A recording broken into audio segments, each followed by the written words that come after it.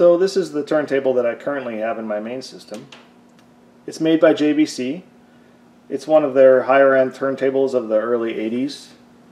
I know Jvc isn't a huge name in vintage turntables, at least not in the modern consciousness, but actually they made a lot of good hardware over the years.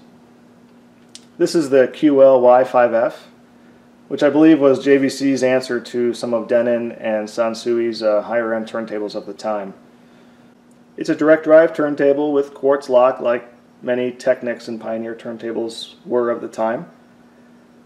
I like this turntable a lot. It sounds really great. It has a solid plinth, though it can be improved, I think, with some clay or some other material.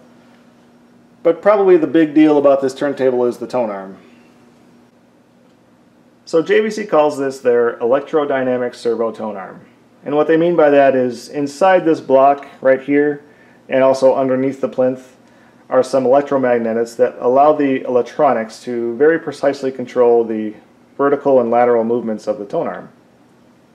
This allows them to electronically control the vertical tracking force as well as the anti-skate, and it also allows them to actively dampen out the Tonearm's own resonances that come from the interaction between the movement of the arm and the cartridge compliance and so forth. So supposedly this is supposed to cancel all this out. Now, I can't really say how well it works, especially being such an old vintage piece of equipment, but I can tell you that this turntable does sound really good.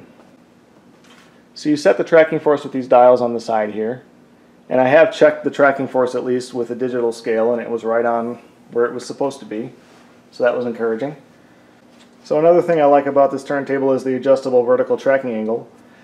It's not as elegant as the Technics method of rotating a nice dial at the base of the Tonearm, but what you do is you loosen this thumb screw right here, and it lets you slide the entire assembly up and down, and it brings the support up and down with it. In fact, you can see the white lines.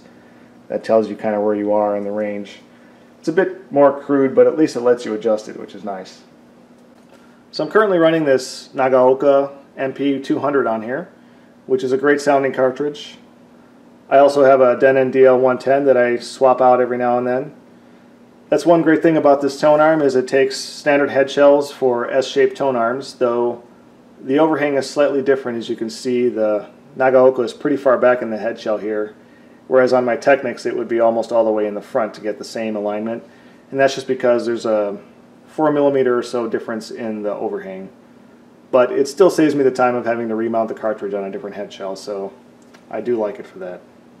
So having both direct drive and this electrodynamic Tonearm makes for a really fast starting up turntable. I really like how quick it starts and stops.